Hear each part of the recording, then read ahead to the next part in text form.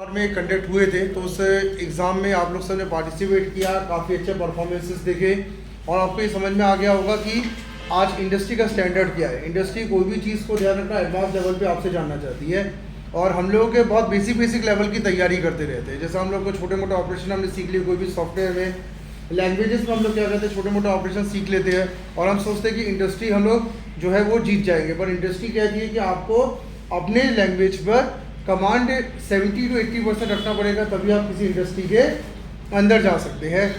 No doubt growing economy होने के कारण इंडिया आज बहुत अच्छा पे कर रहा है। हर इंडस्ट्री में आज पैसा बहुत है।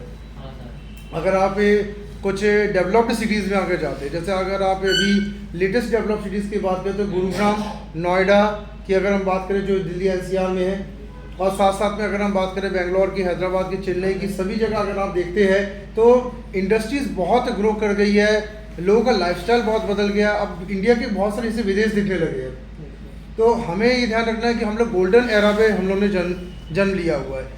आज रियलिटी पे डेवलपमेंट हमें दिख रहा है। आज रियलिटी में हमें दिखता है कि हम लोग कुछ स्टैंड लेके बैठे, जबकि हमारे पड़ोसी देशों की हालत इतनी अच्छी नहीं है। ठीक है, उनको अभी सर्वाइवल की दिक्कत है और हम लोग यहाँ पे काफ़ी पैसा है, लेकिन थोड़ा जो चेंज आपको करना है वो ये चेंज करना है कि आज की लेवल में जो डिमांड्स इंडस्ट्री मांग रही है उस लेवल पे आपको थोड़ा सा तैयारी करनी है।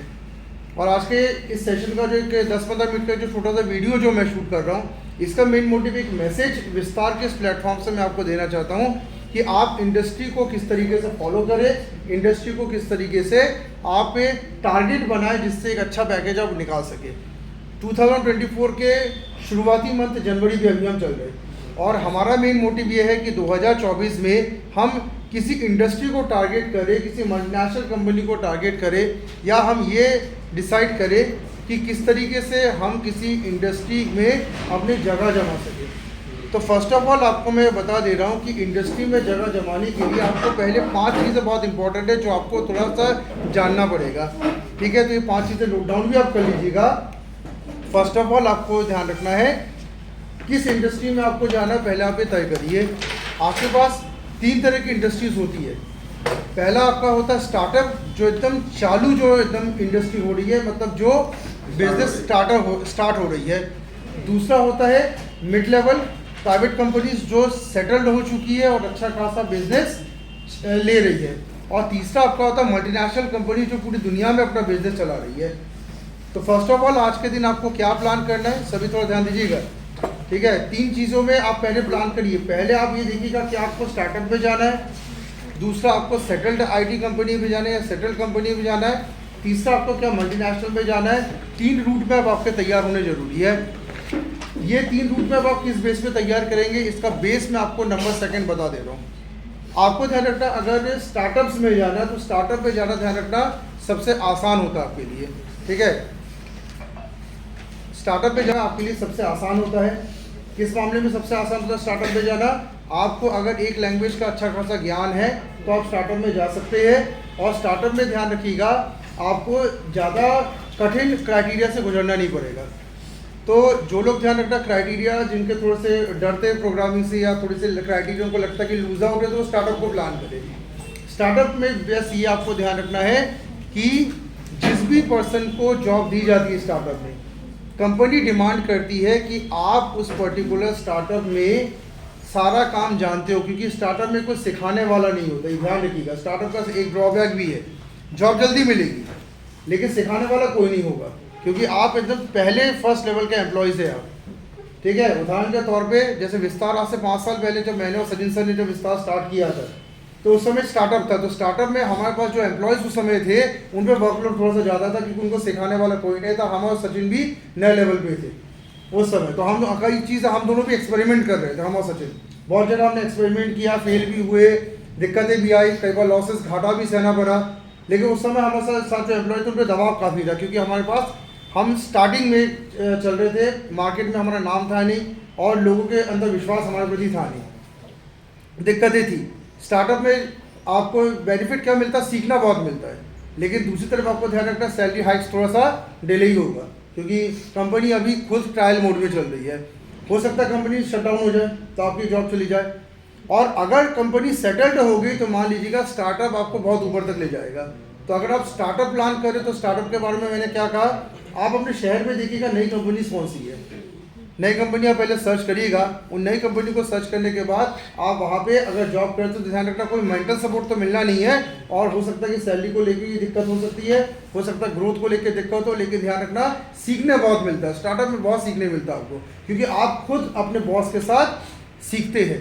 तो बड़े शहर के एम्प्लॉयज़ को मैंने देखा, ये बड़े शहर के जो कर्मचारी वो होते हैं, स्टूडेंट्स होते हैं, जैसे बैंगलोर के स्टूडेंट्स को मैंने देखा, वो प्लान करते कि मुझे स्टार्टअप में जाना कि मुझे सेटल में जाना है। तो स्टार्टअप में वो जाता है जिसको सीखने की बड़ी ललक होती है, पैसे से उसको मतलब नहीं, सीखना है उसको। और सेटल में क्या होता है, सीखने की ज़्यादा आपको वो नहीं मिलता, क्योंकि सब कुछ सेट रहता है, तो आपको एक डोमेन में रख दिया जाता है, आप एक डोमेन में काम करो और उसी के अंदर व्यस्त रहो, उसके आगे नहीं जाना। तो फर्स्ट आपके लिए कैरियर ऑप्शन क्या है, स्टार्टअप्स। ठीक है, स्टार्टअप आपको जबलपुर में भी मिलेंगे, बड़ी सिटीज़ में स्टार्टअप ज़्यादा जल्दी मिलते हैं, क्योंकि वहाँ पे लगातार आपके उम्र के लोग नई नई कंपनियाँ खोलते जा रहे हैं। दूसरा होता है सेटल्ड कंपनी। सेकंड आपको क्या तैयारी करनी है, सेटल्ड कंपनी की। सेटल्ड कंपनी ध्यान रखना आपको सैलरी तो देगा, आपकी कैरियर ज़्यादा उसमें तय रहता है, ग्रोथ आपको ज़्यादा अच्छी मिलती है, हाइट्स आपको अच्छी मिलती है, लेकिन आपको ये ध्यान रखना कि सेटल्ड कंपनी में एक डोमेन में आपको रखा जाएगा। ठीक है, जैसे किसी को मार्केटिंग में रख दिया गया, किसी को फाइनेंस में रख दिया गया, आपको दूसरे डोमेन में नहीं आना, आपको आप एक डोमेन में रहिएगा, और जो प्रैक्टिसेस वहाँ के जो है उसी प्रैक्टिस के अंदर आपको जीना है। सेटल कंपनी में ध्यान रखना आपको ऑल ओवर डेवलपमेंट होता नहीं, एक डोमेन का डेवलपमेंट बहुत अच्छा हो जाता है। ठीक है, क्योंकि एक डोमेन में आप काम करते रहते हैं, और स्टार्टअप में क्या होता है, हर डोमेन में आपको रखा जाता है, क्योंकि उनके पास अभी पैसा कम है तो वो एक ही बंदे से सारे काम लेते हैं स्टार्टअप, तो आपको सारे डोमेन आप सीख जाते हैं।